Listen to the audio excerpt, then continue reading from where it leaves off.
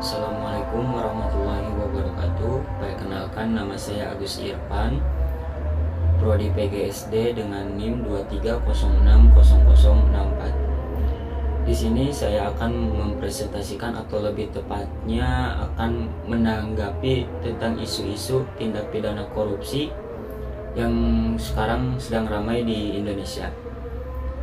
Tujuan dalam pembuatan video ini untuk memenuhi tugas ujian akhir semester mata kuliah Pendidikan Kewarganegaraan. Dalam kasus tindak pidana korupsi kali ini, saya akan menanggapi isu tentang mantan Menteri Pertanian. Nah, untuk lebih jelasnya dan lebih detailnya, mari kita simak video berikut ini. Terima kasih Anda masih bersama kami di Kompas Pagi, Saudara, bersama saya Yan Rahman. Ada informasi dari Komisi Pemberantasan Korupsi atau KPK yang menetapkan mantan Menteri Pertanian Syahrul Yassin Limpo sebagai tersangka dugaan korupsi di Kementerian Pertanian.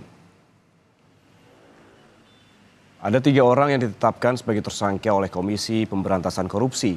Mereka dikenai pasal pemerasan, gratifikasi, dan pencucian uang dalam proses hukum di Kementan RI.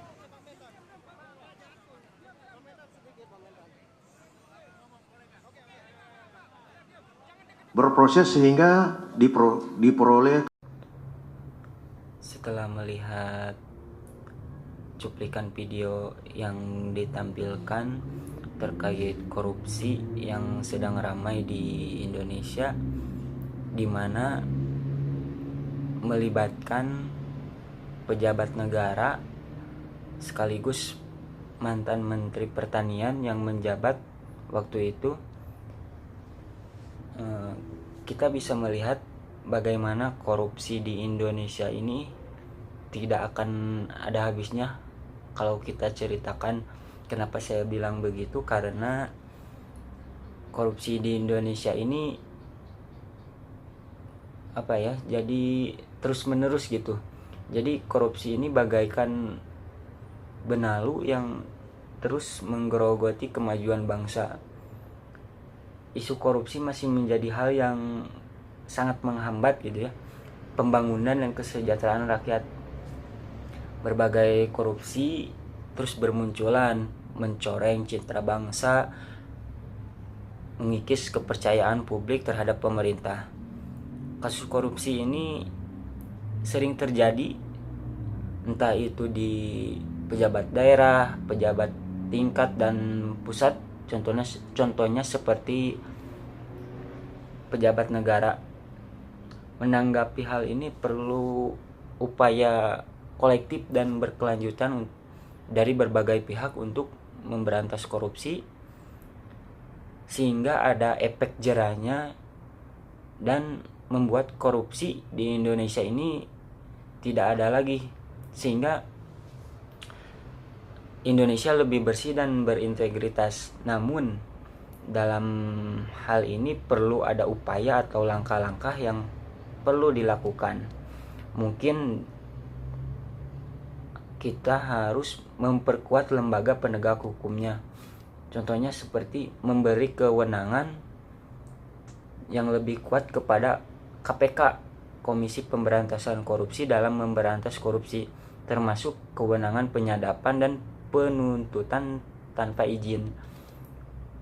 Selanjutnya mungkin melindungi saksi atau pelapor korupsi dari intimidasi dan ancaman, sehingga si saksi ini aman dari ancaman tersangka korupsi. Nah, untuk meningkatkan pencegahan korupsi, mungkin kita harus memperkuatnya dari segi sistem pencegahan korupsi ini di sektor publik melalui e-procurement.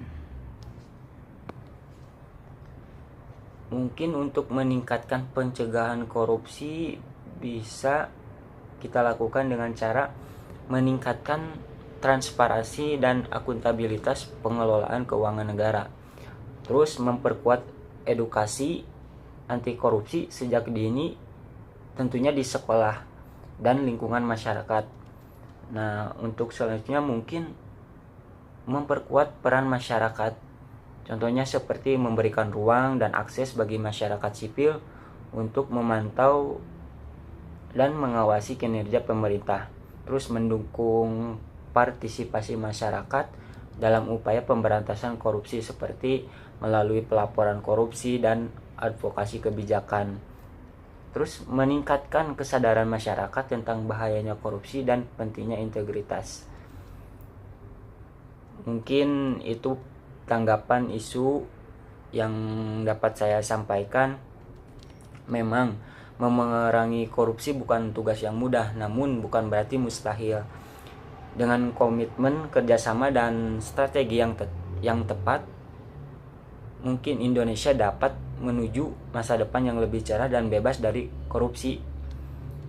Mungkin itu tanggapan isu tentang korupsi yang dapat saya sampaikan. Mohon maaf bila ada salah kata.